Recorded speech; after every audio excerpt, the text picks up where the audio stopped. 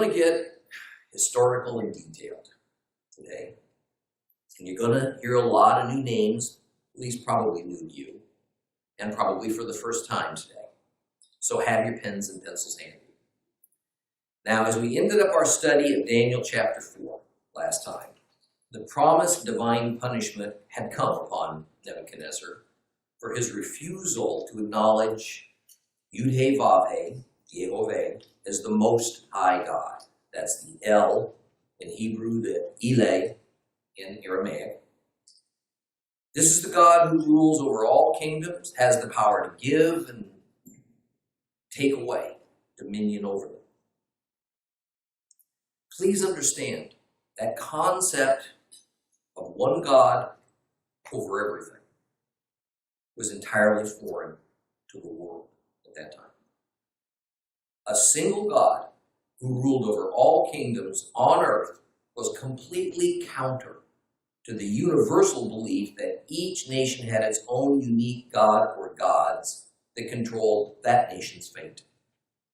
A God's sphere of influence was generally only within the borders of that nation that he or she belonged to. So it was asking a lot of Nebuchadnezzar to accept that one God ruled over all nations, all kingdoms on earth, and that one God was the God of his captive Jews. So let's reread a portion of Daniel chapter 4. Open up your Bibles to the book of Daniel, chapter 4. If you have a complete Jewish Bible, we're going to start on page 1105. Daniel chapter 4, we're going to begin at verse 30.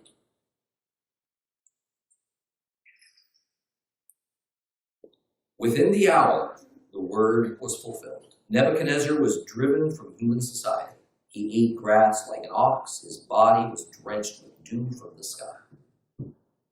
His hair grew like eagle's feathers and his nails like birds' claws. And when this period was over, I, Nebuchadnezzar, I lifted my eyes towards heaven, and my understanding came back to me. I blessed the Most High.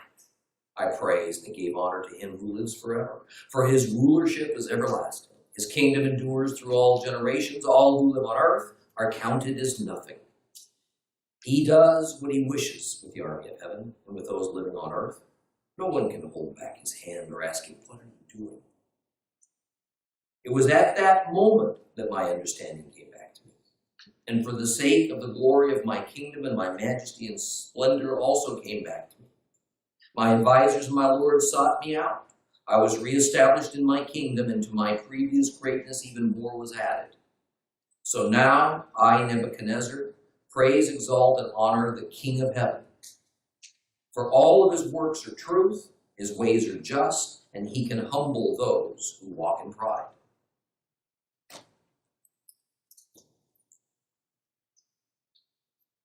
What we see happen is actually a well-established pattern. It is that while God might delay a judgment from the time that he gives the warning of impending catastrophe until it actually occurs, when it finally does happen, it usually comes with the breathtaking suddenness of a collapsing dam. So in verse 30, when we hear that the threatened judgment happened to the king, the idiom within the hour isn't meant to say within 60 minutes, but rather something happened immediately. We learned in verse 25 that it was a year, 12 months from the time that Daniel gave the interpretation of the tree dream to Nebuchadnezzar, a warning that included the ominous ultimatum to acknowledge Jehovah as the God Most High, or else, until it finally came about. Thus we see that, for example, even though there were centuries of warning and prophecy concerning the piercing, the death of Messiah, of his burial, and of his resurrection, it all came to fulfillment in not more than 72 hours. And we have every reason to assume that all the expectations that believers have held for so long about the end times with the return of Christ and the war of Armageddon and the 21 prophesied judgments poured out by God's angels upon the earth and all of its inhabitants, the setting up of Messiah's earthly invisible throne in Jerusalem. It's all going to occur so rapidly that people will have little time to comprehend what is actually happening to the world. It's my contention that since the 7 biblical feasts are prophetic of the sevenfold mission of Christ, and that the prophetic messages of the first 4 feasts have already been fulfilled, that the entire sequence of final events, as expressed by the last 3 feasts that occur in the fall season of the year, are going to occur from beginning to end in but 22 or 23 days. And if Messiah's worshipers are not prepared to know what to look for, we're going to be in shock. We're not going to be able to recognize it for what it is, and we're not going to be able to offer assurance to others. It's interesting that the narrator of this chapter, Nebuchadnezzar, switched from the first person, I, me, to the third person, he, they, beginning in verse 25. And it continues in that grammatical voice until verse 31.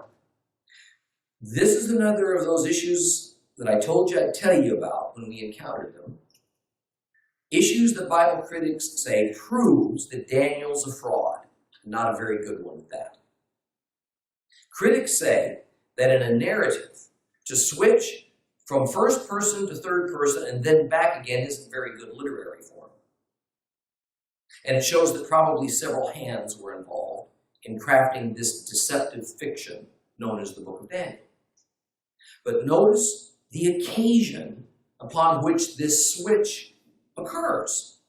It's at the time that the king's mind becomes an animal mind. It's at that moment that the king, as narrator, speaks of himself now in the third person. Then he switches back to the first person after the 7 units of time have passed. He regains his human mind.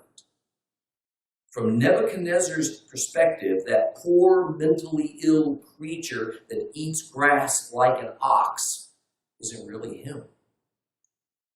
The king of the world, at least not anymore. It's kind of an out-of-body experience. It's not unlike how a rehabilitating drug addict, when the drugs aren't controlling them any longer, will speak of him or herself when they were still under the power of the chemicals and doing things so foreign to how they see themselves now. It's as though there's 2 different people. One they recognize, one they identify with, the other one they just don't. In verse 31, the ordained period of time is ended, and Nebuchadnezzar's human nature and senses are restored to him, and the first thing he does is to look heavenward. I think we ought to take from this that despite the 7 times, whether that's months or years or seasons, that he had become mentally deranged, the memory of what happened to him and why was at the forefront of his mind. Like finally waking up from a bad dream that he couldn't seem to escape, the reason for his being trapped in this condition was implanted in his consciousness. He was aware of it all along. His instinctive reaction was to praise God. This same God that had taken his mind away from him and now given it back. Because he also knew that part of that package was that he would be restored to his kingdom. He'd get his old life back. Now, some commentators say that Nebuchadnezzar's speech of verse 32 means that he converted. He became a believer in the God of Israel. Others, like C.F. Keel and Calvin, say no, he didn't. And you know what? I agree with them. That said, there is insufficient information to be absolutely certain either way, but Nebuchadnezzar has made a noticeable progression in his understanding of who the Most High is. He acknowledges the Lord's utter sovereignty and omnipotence over the entire earth. And interestingly, the king still doesn't seem to know this God's formal name, or at least he won't call him by that name. But he does add a new title to the mix in verse 33, as the king refers to Jehovah, God of Israel, as the King of Heaven. Now, we shouldn't take this pious-sounding statement as any more than Nebuchadnezzar's horrific experience convincing him to take a wider view of God's sphere of influence as compared to the other gods. Saying King of Heaven is about as useful or articulate as referring to Jehovah as the man upstairs, who is neither a man nor is he upstairs. And yet, however Nebuchadnezzar mentally pictures the Lord, it seems to be sufficient to accomplish whatever it is that the Lord had intended in him. Now, I want to repeat something I said earlier in our study of Daniel. Nebuchadnezzar was not a particularly wicked man in God's eyes. In fact, he was a useful servant. And some rabbis compare him to the Pharaoh of the Exodus, but I think that's not only too harsh, but it's far off the mark. The Pharaoh was used for destruction of his own nation and as a ransom for God's people. He was a stubborn, evil man whom God used like a hammer on an anvil. And thus far, we found nothing about Nebuchadnezzar that has him taking a particular dislike for Jews. In fact, he has employed 4 Jews that we've been introduced to, Daniel, Shadrach, Meshach, and Abednego, to the highest offices in his capital and his empire. I mean, that he ordered death in the furnace for 3 of them wasn't a racial issue. It was the same order for everyone who would not bow down to that golden statue. We don't hear of any kind of Babylonian mistreatment or barbarism aimed at the Jews, as we do in the story of Esther, for example.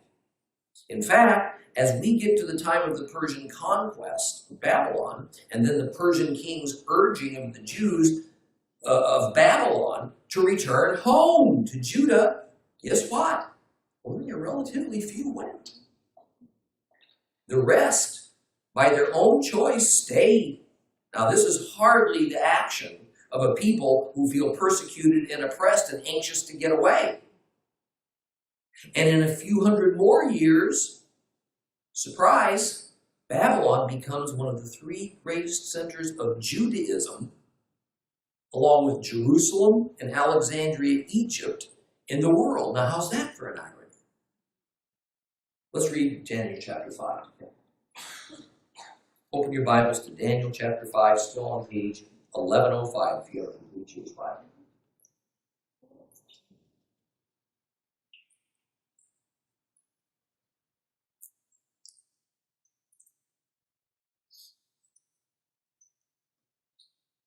Belshazzar the king gave a great banquet for thousands of his lords. And in the presence of the 1,000 he was drinking wine. And while tasting the wine, Belshazzar ordered that the gold and the silver vessels which his father Nebuchadnezzar had removed from the temple in Jerusalem be brought, so that the king and his lords and his wives and his concubines could drink from them. So they brought the gold vessels which had been removed from the sanctuary of the house of God in Jerusalem. And the king and his lords and his wives and his concubines drank from them, and they drank their wine, and they praised their gods made of gold and silver and bronze and iron and wood and stone. And suddenly, the fingers of a human hand appeared. They began writing on the plaster of the palace wall by the lampstand. And when the king saw the palm of the hand that was writing, king's face took on a different look.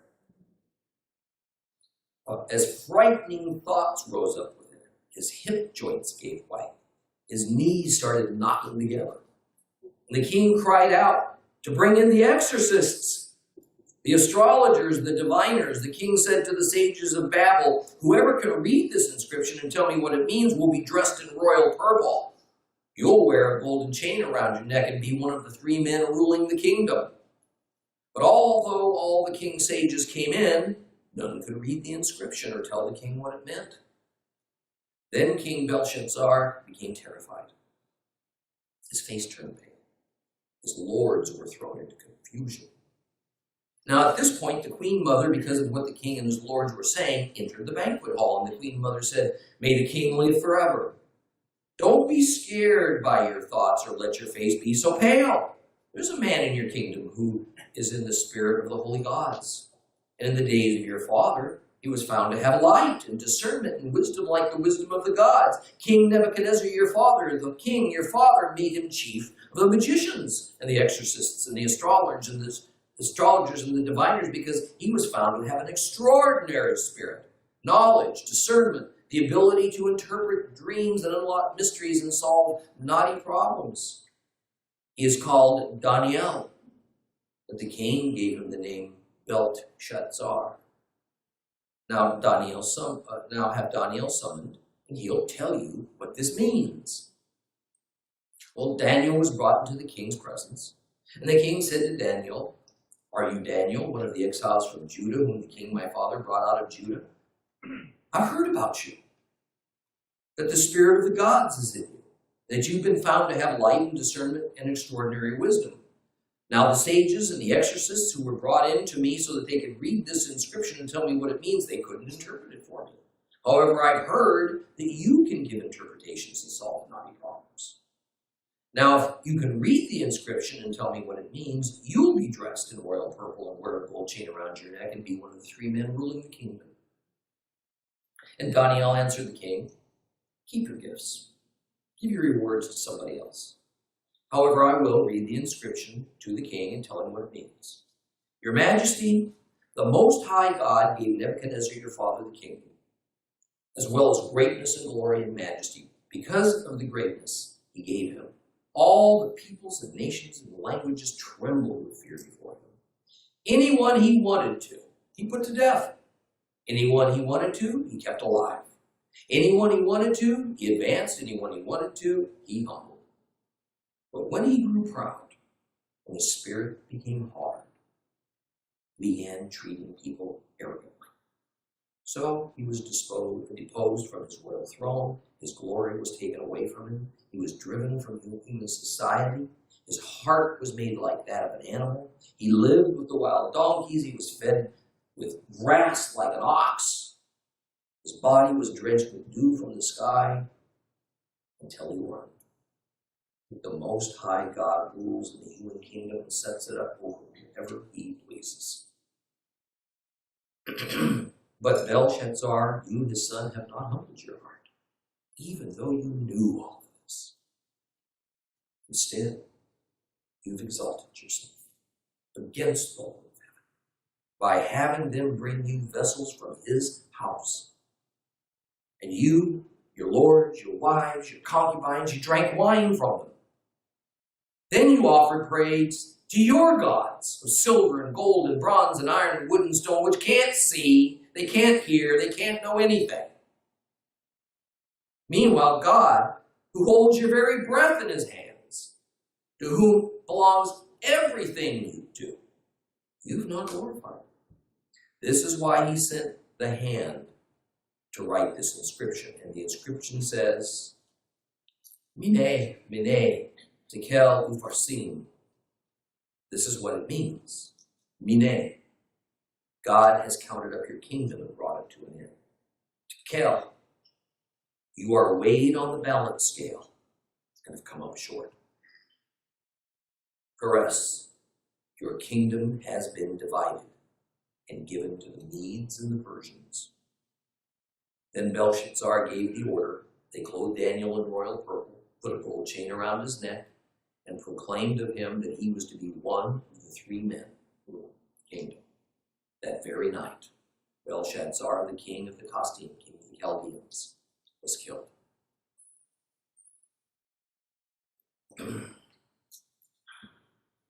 We're not going to get very far into this rather long chapter today. We're going to quickly discover why that is. Now, you may not have been aware of it, but the opening words of the first verse of this chapter have created enormous controversies and discord among Christian and Jewish commentators for centuries. And those discordant words are Belshazzar the king. Now, how much trouble could those three simple words possibly cause? Plenty. We're going to camp here for a while because there's a lot to explain. That'll help us understand not only the remainder of the book of Daniel, but also why many modern Bible commentators have shown little respect for this important book of Scripture. Now, to begin with, some Bible versions have completely confused Belshazzar the king with Belteshazzar, who was Daniel. The two names are identical, except for the T, the tet, that is inserted after the letter L, the Lamed, in Daniel's Babylonian name. So I'll begin by saying these are definitely two different people. Now, until recently, the belief was there was no king of Babylon, not even a person in Babylonian royal history named Belshazzar. He was just a fictionalized name playing a character in the fictionalized book of Daniel. Imagine the surprise when a cache of clay tablets was found in an archaeological dig that not only used the name Belshazzar, but essentially verified the biblical account of it. So now that we've established scientifically and biblically that he was real, that he was royal, that ought to end the skepticism as concerns his mention in Daniel, right? Oh, not so fast. The next issue concerning what it said about Belshazzar begins in Daniel 5:10 and goes through verse 12. Let's reread that. Daniel 5, we're going to read 10 through 12. Reread.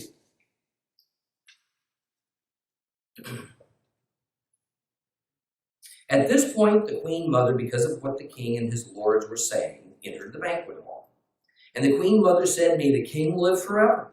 Don't be scared by your thoughts or let your face be so pale. There's a man in your kingdom in whom is the spirit of the holy gods. And in the days of your father, he was found to have light and discernment and wisdom like the wisdom of the gods. King Nebuchadnezzar, your father, the king your father, made him chief of the magicians, exorcists, astrologers, and diviners, because he was found to have an extraordinary spirit, knowledge, discernment, the ability to interpret dreams, unlock mysteries, solve knotty problems. He's called Daniel. But the king gave him the name Belteshazzar. Now have Daniel summoned, and he'll tell you what this means." Here's the issue that's caused and still causes many historians, Bible commentators, to discount these passages.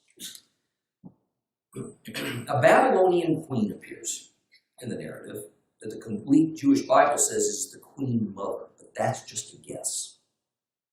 And she advises Belshazzar to call for Daniel to come and decipher some mysterious writings. And she explains to Belshazzar, some say this is her son, that he should do this because his father, Nebuchadnezzar, employed Daniel, made him chief of the Chaldean Magical Arts Guild, because he was so amazingly accurate in his predictions and in his interpretations of dreams and visions. So, what's the problem here? Well, it's because this Belshazzar could not have been Nebuchadnezzar's biological son, as we are told in other scriptures that Nebuchadnezzar's son, Merodach, succeeded him. We find this in 2 Kings 25 and in Jeremiah 52. Further, the Uruk king list that was discovered agrees that it was indeed Evil-Merodach, who immediately succeeded his biological father, Nebuchadnezzar.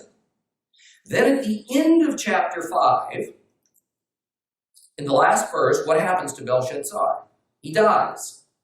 And immediately in chapter 6, the Medes and the Persians take over the Babylonian dynasty. So we have several conundrums that includes the reality that the prophet Jeremiah said that Nebuchadnezzar's dynasty would be a 3-generation dynasty. Himself, his son, his grandson. Here's what Jeremiah 27:6-7 says. For now I have given over all these lands to my servant Nebuchadnezzar, the king of Babylon. I have also given to him the wild animals to serve him. All the nations will serve him and his son and his grandson until his own country gets its turn, at which time many nations and great kings will make him their slave. And Belshazzar doesn't seem to be any part of that 3-generation dynasty, even though this queen says Nebuchadnezzar is his father. Then there's the issue that the Uruk king list and other tablets found call Belshazzar the son of the king, but they never call him the king. Yet he is referred to in Daniel as King Belshazzar and Belshazzar the king. From this, the Bible critics feel vindicated that what they had concluded all along was correct, that whoever this Jewish fake was who penned this book was a pretty poor historian. But now, in the year 2013, it seems that this mystery of who Belshazzar was and what his relationship to Nebuchadnezzar was and when he ruled and what his relationship to the queen in our story was can be pretty well nailed down. Let's begin with Nebuchadnezzar, who became the king of Babylon in the year 605 BC. And he was the king that brought Babylon to its height of glory as the greatest empire the world had ever known. He ruled for 43 years, and he died in October of 562 BC. His son, his biological son, Evil-Merodach. You notice here it says Amel. All right, this is just an alternate spelling for the name, and Marduk is just a phonetic way of saying Merodach. The same words, identical. His son, Evil-Merodach, took over from him. He ruled for less than 2 years. He was murdered in August of 560 BC. So we have now the first 2 generations of Nebuchadnezzar's 3-generation dynasty established. Nebuchadnezzar himself, succeeded by his son, Evil-Merodach. And here's where things start to get tough. The next king of Babylon was Nergal-Sharezer, also known as Neriglissar. By the way, when we see the Akkadian word Shara used in a name, I don't see it up here, sorry. No. Shara, S-H-A-R-R-A. When we see that word used in a name, it's meant to denote that that person is a king. So the next king after Evil-Merodach was actually his brother-in-law. This fellow, this Neriglissar, was married to a daughter of Nebuchadnezzar, Evil-Merodach's sister. And while one could quibble a little bit about it all because of the lack of a blood relationship, the reality is that Nergal-Sharezer was indeed part of the royal family. He was Nebuchadnezzar's son-in-law, so he could rightfully be considered the 3rd king of Nebuchadnezzar's dynasty. But wait a minute. Can he be considered a son or a grandson of Nebuchadnezzar? Because that was part of Jeremiah's prophecy. And by the way, there is no evidence that Evil-Merodach was murdered by Nergal-Sharezer, but it seems that because of the great benefit he received by it, that he was hardly an innocent bystander. So Nergal-Sharezer managed to survive about 4 years. And then he died in April of 556 BC. The young son of Nergal-Sharezer succeeded him in May of 556 BC. Labashi-Marduk seems to have survived for only about 3 to 9 months before he was assassinated. And from this point forward, there seems to be no way that any following king can be seen as being legitimately part of the royal family of Nebuchadnezzar. This was because the next king of Babylon was a fellow named Nabu-Naid in Akkadian, better known as Nabonidus in English translations. And Nabonidus was chosen from among the ranks of military leaders to be the new king of Babylon. And Babylon records make it clear that he was the son of an Aramaean, in other words, a Syrian man, named Nabu-Balassu-Ikbi, who had in some unknown way served in the royal court of the Nebuchadnezzar dynasty. So as you can see, the genealogical or even the familial chain to Nebuchadnezzar is broken here. Now it gets even more complicated. So bear with me. Nabonidus had a son named Belshazzar, or better known to us as Belshazzar. So we finally found him. The Belshazzar of Daniel chapter 5 and in later chapters seems to be the last in the line of Babylonian kings, but he had no direct genealogical or royal family ties to Nebuchadnezzar's family. So back to Daniel chapter 5, verses 10 through 12.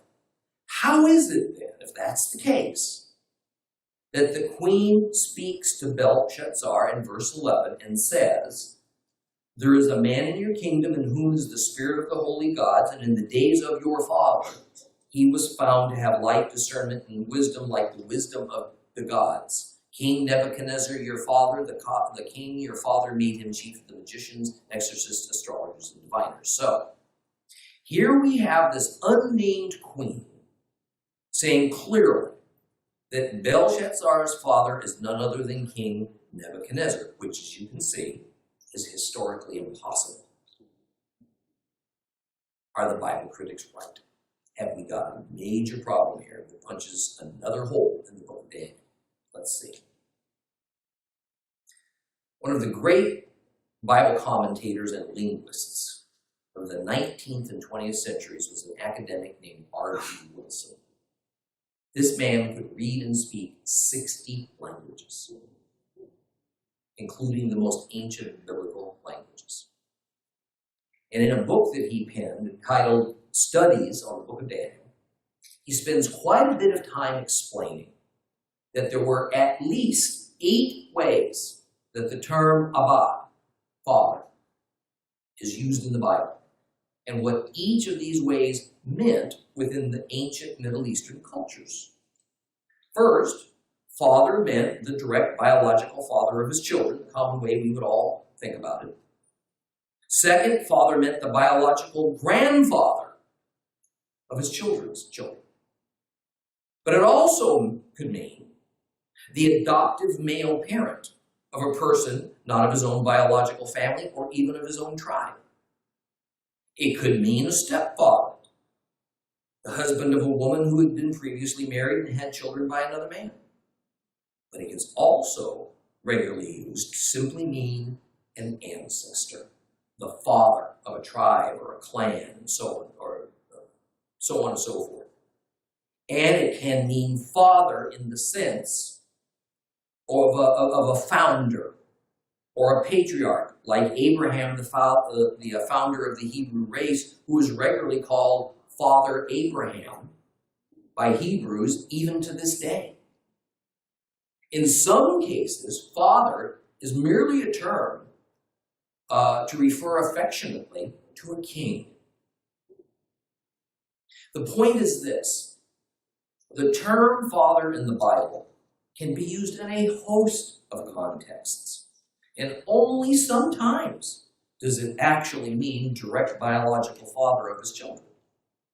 In fact, the problem that most Gentile Christian laypersons and pastors and some commentators find with biblical genealogies is that they aren't aware of the many ways that the term father is used in the Bible, and how generations are often skipped in the biblical genealogies, making the grandfather the father of the next generation. So we have two choices in front of us concerning this queen's statement about Belshazzar.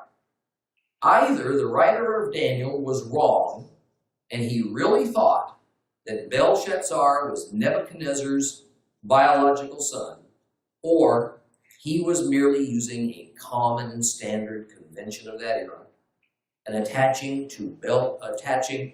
Belshazzar to Nebuchadnezzar as being his father, in the sense of Nebuchadnezzar being the revered patriarch of the Babylonian Empire, and especially of its kings. Further, this chapter is in Aramaic, and it continues to offer matters from a Babylonian perspective. So the answer to the question seems pretty clear when we have all the information. What this also tells us is that there was a jump in time from the last verses of chapter 4, when Nebuchadnezzar has regained his human mind, to the first verse of chapter 5, and Belshazzar is now the king of Babylon.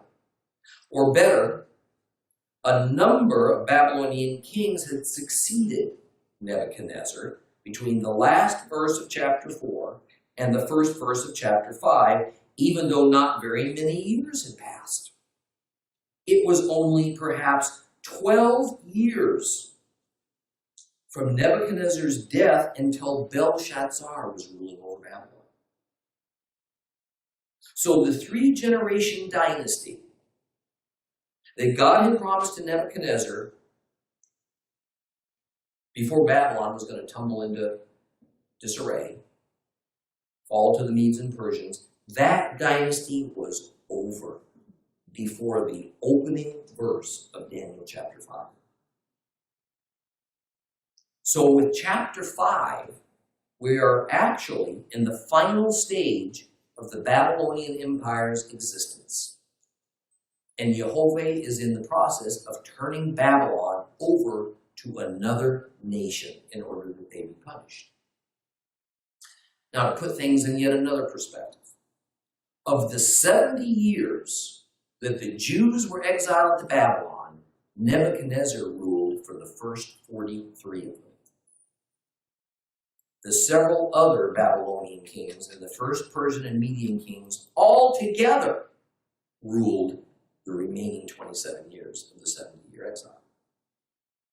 But let's deal with one final critical issue about Belshazzar before we move on.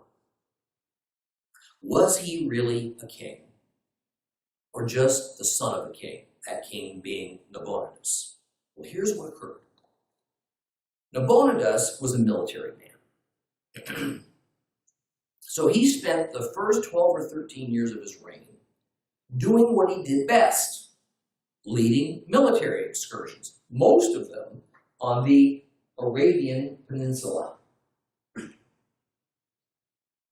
First, he campaigned extensively in the Transjordan, secured that area, then spent a 10-year stint establishing outposts and fortresses in the heart of Arabia.